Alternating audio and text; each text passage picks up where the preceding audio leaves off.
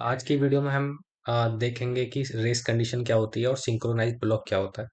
सबसे पहले race condition देखते हैं। पहले थोड़ा थ्योरी सी बता देता हूँ कि जैसे हमारे पास में कोई शेयर्ड ऑब्जेक्ट है। जैसे काउंटर वेरिएबल ले लेते हैं, उसको जीरो से इनिशियलाइज कर रखा है और दो थ्रेड है। एक थ्रेड जो मतलब 500 बार तक उसको इंक्रीमेंट करेगी और दूसरी थ्रेड भी 500 बार तक इंक्रीमेंट करेगी। बस इसमें क्या दिक्कत होती है कि इंक्रीमेंट करते टाइम दोनों थ्रेड स्टार्ट है। तो कभी ऐसा होगा कि दोनों थ्रेड सेम टाइम पर उस ऑब्जेक्ट को लेंगे और इंक्रीमेंट कर देंगे। तो वो ऑब्जेक्ट दो बार इंक्रीमेंट ना होके एक बार ही इंक्रीमेंट होगा, जिससे डेटा हमारा गलत आता है। तो ये हमारी रेस कंडीशन होती है। इसको ठीक करने के लिए हम सिंक्रोनाइज कीवर्ड यूज करते हैं। ये होगी थ्योरी। अब हम देखते हैं कि रेस कंडीशन कैसे अचीव होती है। सबसे पहले हम एक क्लास बना लेते हैं काउंटर नाम की। जो शेयर्ड ऑब्जेक्ट होता है, मतलब जो ऑब्जेक्ट या जो भी डेटा थ्रेड अलग अलग उसको एक्सेस करेंगे, उसको बाहर रखा जाता है, क्योंकि अगर उसके अंदर ही रख लिया तो कोई सेंस नहीं बनता। एक वेरिएबल बना लेते हैं इंट काउंट नाम का। इस इनिशियलाइज कर देते हैं जीरो से। और एक फंक्शन बना लेते हैं इंक्रीमेंट का। और उसमें क्या बोलेंगे कि जब भी ये मेथड कॉल हो, हमारा जो काउंट है वो प्लस प्लस हो जाए। ठीक है, ये शेयर्ड ऑब्जेक्ट है।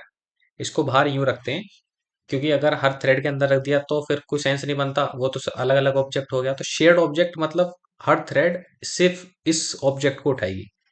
अब क्या करते हैं, हम एक क्लास बनाते हैं। क्लास का नाम रखते हैं माई थ्रेड।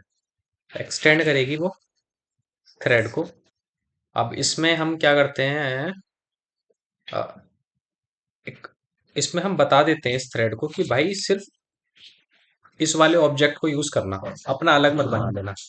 थोड़ी सी यहाँ पर कोड हल्का सा कॉम्प्लेक्स होता है, तो टेंशन नहीं लेनी है, बाद में भी समराइज करूंगा कैसे कैसे क्या किया। तो काउंटर नाम की जो शेयर्ड ऑब्जेक्ट है, उसका हम एक ऑब्जेक्ट बना लेते हैं। सी नाम रख लो, जो भी तुम्हारा अच्छा लगता हो। और इसके थ्रू हम देसी भाषा में हम ये बता रहे हैं कि भाई तुम इसको एक्सेस करना, अपना अलग मत बनाना। एक ऑब्जेक्ट को इंजेक्ट करने का तरीका और होता है। थोड़ा सा भाई, थोड़ा सा रटना पड़ेगा कोड। रट ना सको समझ लो तो ज्यादा बेटर है। माई थ्रेड, एक कंस्ट्रक्टर डालेंगे इसके अंदर हम। काउंटर, काउंटर, और this dot counter equal to counter. अभी समझाऊंगा। अब जैसा कि हमें पता है कि हमने क्लास बनाई है माई थ्रेड नाम की, जो एक्सटेंड कर रही है थ्रेड क्लास को। इसके अंदर रन मेथड होता है हमारा। रन मेथड में क्या करेंगे, एक फॉर लूप चलाएंगे।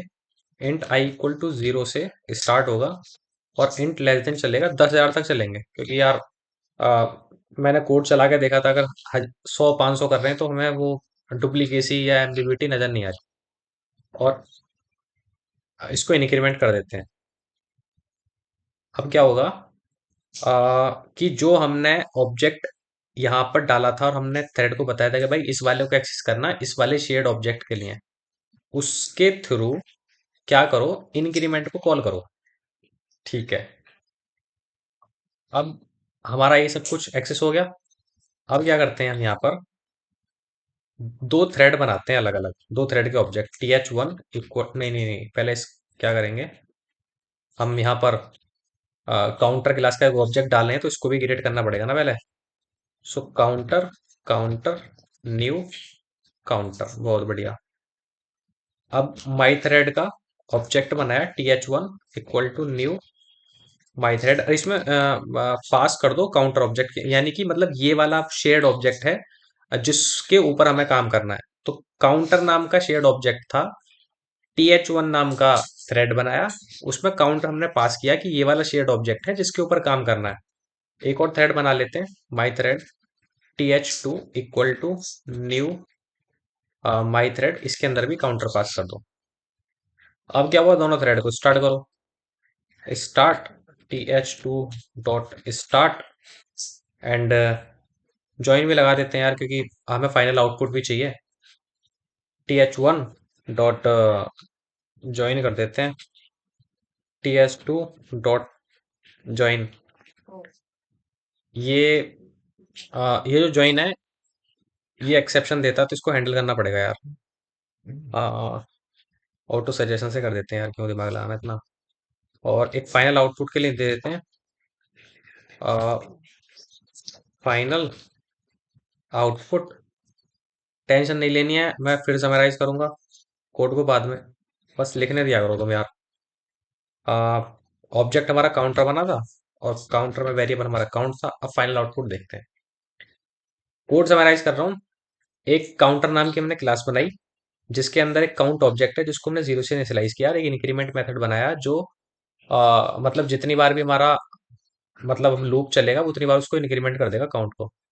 एक थ्रेड, माई थ्रेड करके क्लास बनाई जो एक्सटेंड कर रही है थ्रेड क्लास को, और उसको हमने काउंटर काउंटर करके बता दिया कि ये वाला ऑब्जेक्ट यूज करना, अपना अलग मत बना लेना।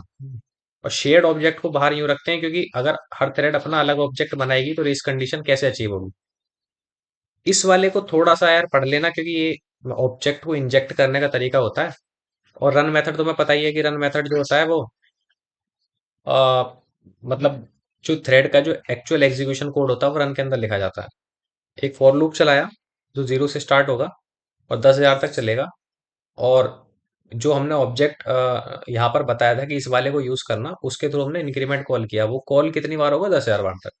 तो यानी कि जब थ्रेड वन का हमने ऑब्जेक्ट बनाया और वो जैसे ही रन के अंदर जाएगा, तो वो काउंटर को 10,000 बार तक इंक्रीमेंट करने की कोशिश करेगा। और सेम टाइम पे हमने दूसरा थ्रेड भी स्टार्ट कर रखा है। तो कभी ऐसा होगा कि वो दोनों थ्रेड सेम टाइम पे इस वाले फंक्शन को यूज कर रहे होंगे। तो इंक्रीमेंट तो एक ही बार होगा। तो क्या होगा कि अगर जो इंक्रीमेंट दो बार होना चाहिए था वो एक बार हो जाएगा। अब कोड में चला के दिखाता हूँ, देखो क्या दिक्कत आएगी। 15,700 कुछ, जबकि हमारा 10,000 तक चल रहा है। थ्रेड वन के हिसाब से ये इंक्रीमेंट 10,000 बार होता, थ्रेड टू के हिसाब से इंक्रीमेंट 10,000 बार होता। तो आउटपुट हमारा 20,000 आना चाहिए था। तो आउटपुट हमारा सही नहीं आया। तो इसमें क्या हो रहा था कि अगर थ्रेड वन ने हमारा ये वाला इंक्रीमेंट उठा लिया, तो और उसी टाइम पे थ्रेड टू ने उठा लिया, तो एक ही बार इंक्रीमेंट होकर रह जा रहा था, जबकि थ्रेड हमारी अलग अलग हैं। तो इंक्रीमेंट दो बार होना चाहिए था। अब इसका सब कोड नया लिखने की होती है। सिंपल सा मेथड क्या है, एक सिंक्रोनाइज करके कीवर्ड है, इसको लगा दो। अब देखना आउटपुट 20,000 आएगा। ठीक है, अभी इसने क्या काम करा? सिंक्रोनाइज का मतलब है, देसी भाषा में समझते हैं, कि भाई इस पर लॉक लगा दो। लॉक लगाने का मतलब क्या हुआ? जैसे ही थ्रेड वन स्टार्ट हुआ, वो रन के अंदर गया, और काउंटर ऑब्जेक्ट के थ्रू जैसे इंक्रीमेंट कॉल हुआ, इसको पता चल गया भाई सिंक्रोनाइज्ड है। यानी कि जब तक ये लूप कंप्लीट नहीं होगा, इस पे लॉक लगा रहेगा, कोई भी उसको एक्सेस नहीं कर सकता। तो थ्रेड टू तो इसके पास जाएगा ही नहीं।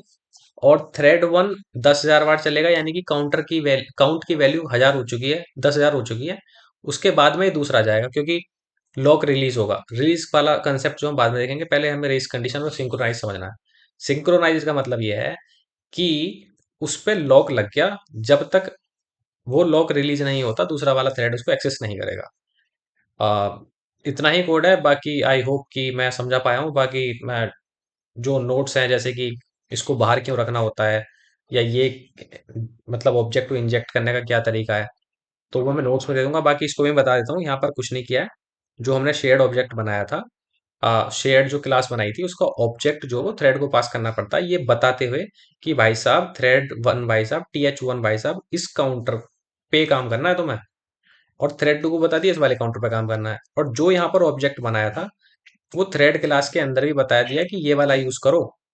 और ऑब्जेक्ट, और ये तो बस ये एक तरीके से डिजाइन पैटर्न समझ लो, एक तरीके से डिजाइन है टू इंजेक्ट द ऑब्जेक्ट।